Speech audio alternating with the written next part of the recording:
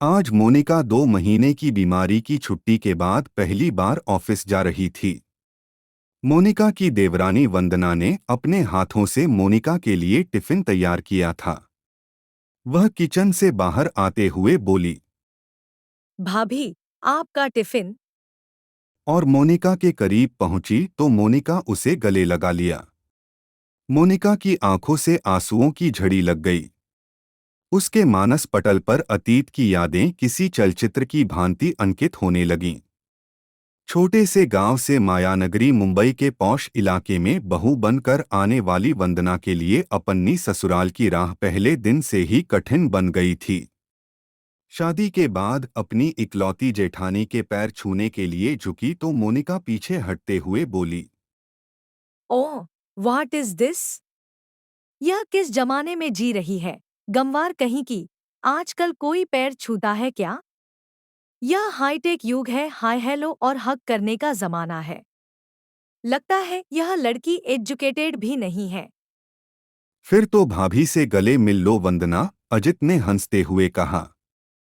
वंदना आगे बढ़ी तो मोनिका ने नाक सिकोड़ते हुए कहा, बस, बस, दूर से ही नमस्कार कर दो, मैं मान लूंगी।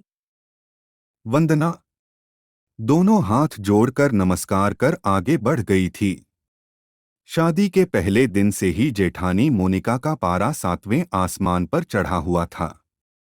हाईटेक सिटी मुंबई की गलियों में बचपन बिताने वाली मोनिका को किसी ठेठ गांव की लड़की बतौर अपनी देवरानी कतई पसंद नहीं थी।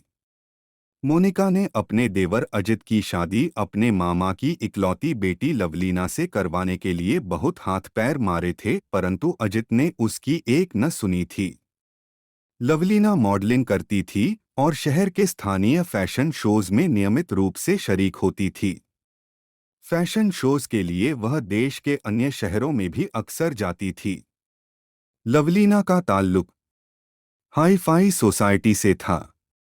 जुहू स्कीम इलाके में स्टार बेटे बेटियों के साथ स्वच्छंद जीवन का लुत्फ उठाने वाली लवलीना फिल्मों में भी अपना नसीब आजमा रही थी। मोनिका किटी पार्टियों, शॉपिंग व पिकनिक की जबरदस्त शौकीन थी।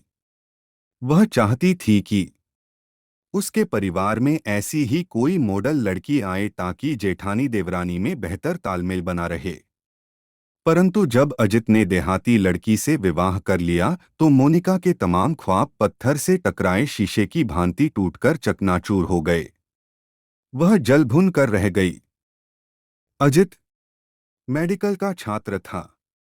जब वह एमबीबीएस के अंतिम वर्ष में स्टडी कर रहा था तब अपने मित्र सुमित के विवाह में शरीक होने उसके गांव गया था।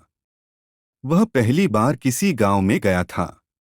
पर्वतों की तलहटी में बसे इस गांव के प्राकृतिक सौंदर्य को देखकर अभिजीत को पहली नजर में ही इस गांव से प्यार हो गया था।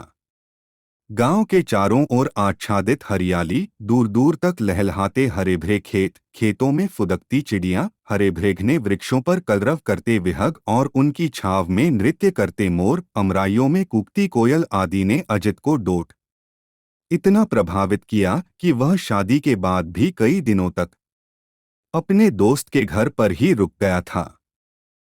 अपने दोस्त के विवाह में ही अजित ने वंदना को देखा था। विवाह के 2 दिन पूर्व आयोजित संगीत संध्या में उसने वंदना को डोट गाते और नृत्य करते हुए पहली बार देखा था। संगीत संध्या की रात को नींद ने अजित की आंखों से किनारा कर लिया। रात भर उसकी आंखों के सामने वंदना का चेहरा ही घूम रहा था।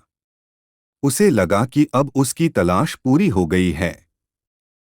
उसके दिमाग में जीवन साथी की जो तस्वीर थी उसी के अनुरूप वंदना थी।